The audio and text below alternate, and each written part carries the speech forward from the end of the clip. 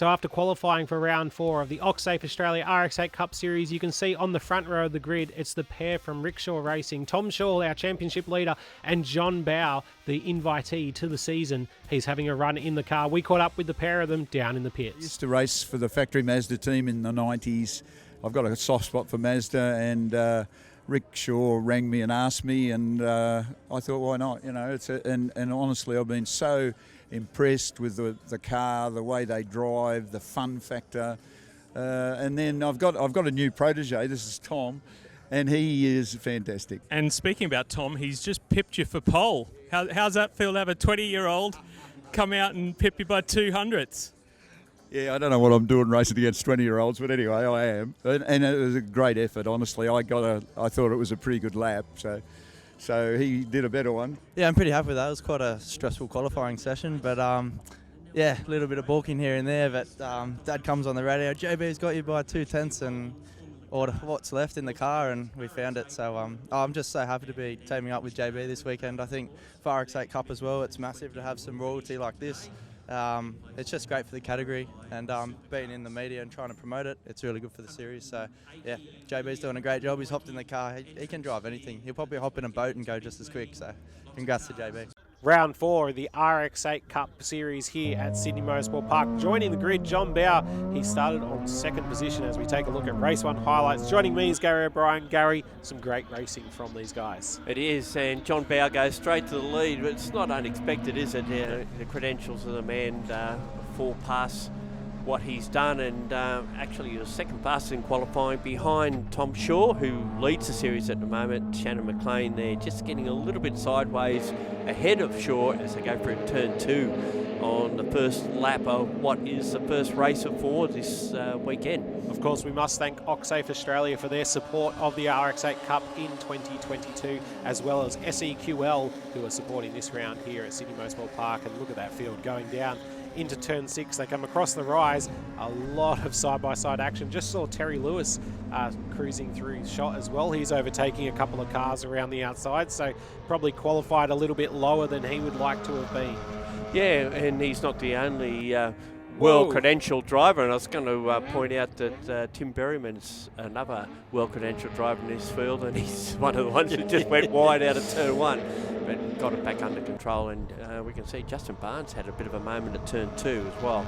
Yeah, Barnes a lot more further down than we're probably used to seeing him in the recent past. Of course, last year battled a lot up inside the top 3 for a fair few race victories, and I think it just goes to show how this category keeps moving along in the quality of the field, the quality of drivers. We've got some young chargers up the front now, and oh, look at that for a big moment. Tom Duncan just getting a bit out of control behind Luke Webber. Barnes in behind him. Barnes is actually second in the series coming into this round, so he'll be looking more to consolidate. I don't think he, at this stage, got the pace to go with him. There's McLean going down the inside of John Bowe at turn 6, and it looks like he did it in such a great move, but looks like JB had a little bit of a drama coming out of that corner. Shaw goes past him on the outside as they head towards turn 7, and I think that Panaccia's also got through, so he's back to 4th spot. Yeah, so Bowe losing a couple of positions on that lap. Unfortunate for him, it just goes to show how close all the drivers are, and these cars, of course, very evenly matched in this one-make series. There's a fair bit you can do to the cars, but you can't really make them too independent from each other. So it's an interesting way to see how drivers can develop through seasons or through even just individual races with how they drive these cars. As we go a little bit further back, and we can see here Grice in number 2 chasing down the 61, which is also Martin Lyle. That's the old Ryan Gorton car, the car that won the series in the past. And Grice makes a move on him down the straight there, going towards turn 1.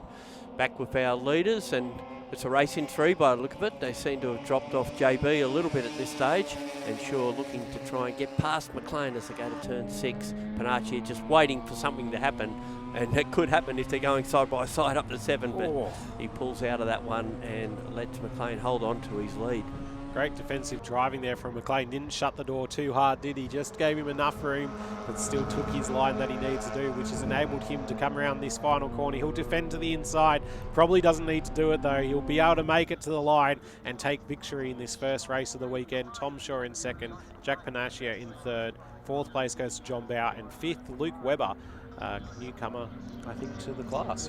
He's actually been running in the series, and just behind them was Justin Barnes.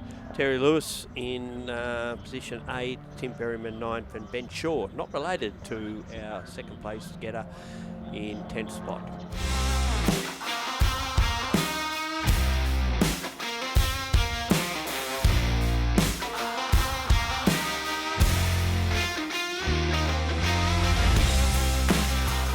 We go, start of race 2, and our front row pair, of course, McLean and Shaw, get away from the line fairly well side by side, and here's the 61 of Lyle getting a reasonably good start. Now we can see in the turn 1, McLean in front, Bow going around the outside of Shaw at turn 1, and Panaccia up the inside. Will he hold position? He won't.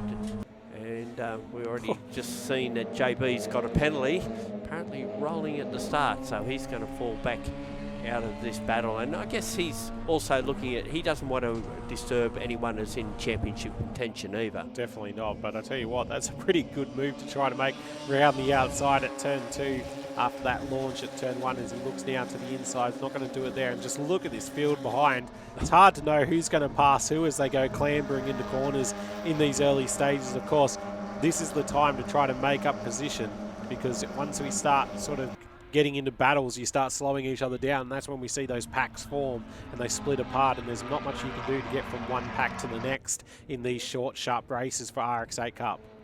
It looks like Tom Shaw's fallen back to 4th spot, so he's got his work cut out of him, and he's in a position at this stage of the championship that he just needs to keep getting results, keep ticking up points. And a bit of a drama back in the field there too. Yeah, having a look here on board with Lyle, and you can just see sliding out the corner. There was a car facing backwards. I think it's Noakes, and David Grice coming around the outside as well. So drama at the exit of turn 2. Not exactly sure what's happened there. Now we can see a bit more of it. There's the number 7 of Kaura Sabik, and another car involved in that one as well.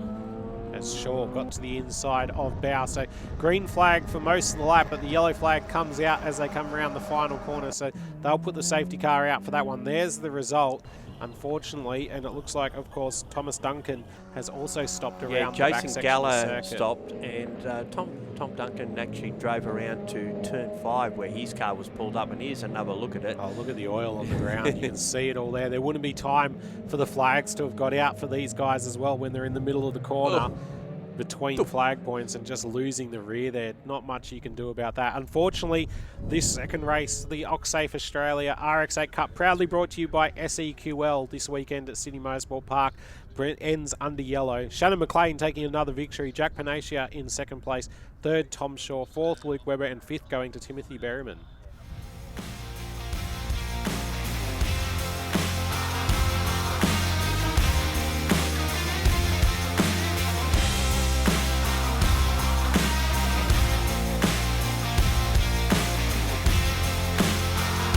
Well, they've cleaned up, and we're now ready for race 3. And of course, we had a bit of drama in that second one. I think they got Duncan's car back out. I think Gallo's done for the day.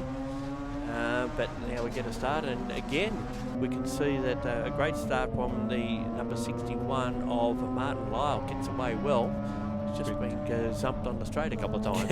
As we go on board with John Bow through turn 1, you can see how tightly packed the field is. He's in behind Justin Barnes there, who's starting to work his way a little bit closer to that top 5 after we saw him down the order in race 1. I think it was Ben Shaw who dropped back through the field that we saw from Lyle's on board as well. So a few cars moving back and forth on board with Dave Grice, and you can just see he's going to continue those mid-pack battles throughout this race as well. At the moment, Shannon McLean's been able to open a couple of car-length lead out in front, but it immediately closes down at turn 6. Yeah, you've got Panaccia behind him, and then it's Tim Berryman, who has just been moving forward through the various races so far, and he's up to 3. So if he has a drama with these two leaders, he could be well leading this race very shortly, and Panaccia goes through to the lead at turn 1.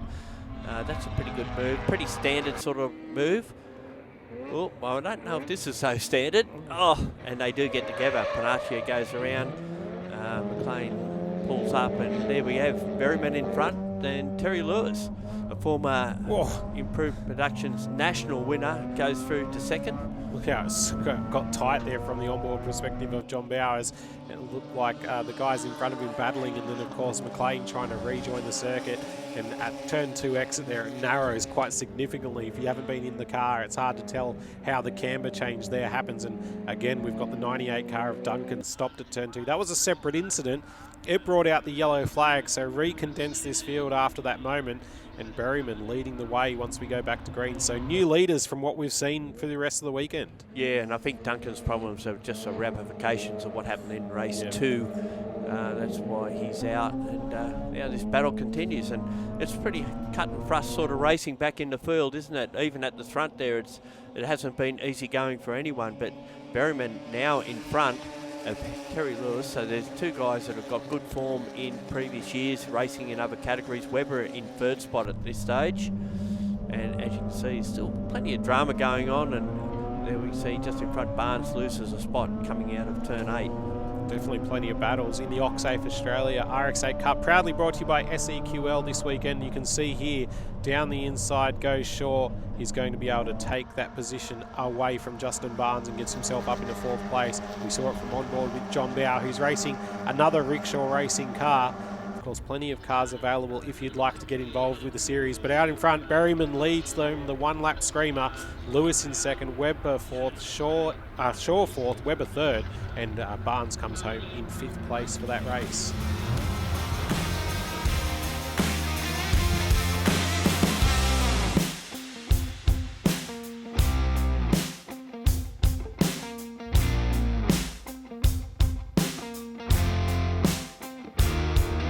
Well, the shadows lengthen here at Sydney Motorsport Park for the 4th and final race of round 4 in the Mazda RX8 Cup. And Berryman and Lewis, the 2 seasoned campaigners, lead the way, but there's some young chargers coming up behind them. There's definitely a bunch of young'uns coming at them, as you can see here on board with Tom Shaw. He's right up behind Webber. He's got the P plate on to signify that it's relatively new to racing for him. But tell you what, doing a great job at the front of the field. Kept a clean nose all weekend, and these guys battling hard. This man will be looking to come through as well. Shannon McLean won the first 2 races and is now buried in the pack after that contact in race 3, but he's got the pace to be able to work through, and it's good for these guys as well. One thing is, it's different to lead and be able to produce consistent laps. To be able to pass people and get up towards the front again is a whole nother style of racecraft. There is indeed, and there's a second yellow car out there back in the field a little bit. Keep an eye on that one as well. That's Justin Lewis, that's Terry's brother, and he's been progressing up through the ranks as well, and he's inside the top 10 in this race. As John Bow sweeps around the outside of Daniel Flanagan through turn 1, so a good move there from Bow as looks like, is that Panaccia going off at turn 2. Yeah, so unfortunate for him, he's going to drop down through the field, and that takes him out of this top 5 battle. Now it becomes a top 4 battle as the sun gets lower in the west. Of course, straight into the driver's eyes here into turn 1. One man used to it is John Bow, and he makes the move on. I'm not sure who was getting past down into the corner, but gets up another position. I think it was Noakes, actually. There we look back, and there's Justin Lewis just ahead of McLean and Panaccia the next one. So we haven't seen these guys so far back in the field as we have on this occasion. Normally they're the blokes up the front, particularly McLean and Panaccia, but now they're battling back for a top 5 spot, really. McLean with a great move there down into turn 4 to get past Lewis, and Panaccia just sitting there as well as we go on board for a replay here with David Grice down into turn 1. I think he's just a little bit wide of the line, maybe wasn't confident with that afternoon sun where he was. He decided that it was better to just drive straight ahead into turn 1 there, use the braking area and rejoin the circuit safely, which he has done. There's a big battle going on at the lead, 3 cars involved in that. Shaw in behind, and here's Lewis down the inside of Berryman. They've had a bit of contact, and Berryman falls back to 1st spot. Webber trying to seize the advantage and possibly get to the front run of this race, but just no, he lost out. Wasn't able to get there. And he lost 2nd as well. And 3rd. Yeah, Tom Shaw's been able to go around the outside. He's going to work on Berryman here. Berryman closes the door on him very authoritatively into turn 6, and Webber takes a bit of curb. Isn't able to get there either. That might not help his run up the hill here. Oh, it looks like Shaw's had a bit of a drama coming up the hill, so he drops another spot. But I think Berryman was, to defend his actions, I think he was just looking to take the wider line into turn 6 and Didn't realise that Merriman there was a back car to the- there. He's gone back to the lead of the race on the move into turn 2 on Terry Lewis. So heaps of action here in the final laps at the end of the round for the Occsafe Australia RX8 Cup. Proudly brought to you by SEQL here this weekend as well, as we go on board with Tom Shaw. He's looking to try to get past McLean. I don't think he's going to be able to do it though. Very late in the race.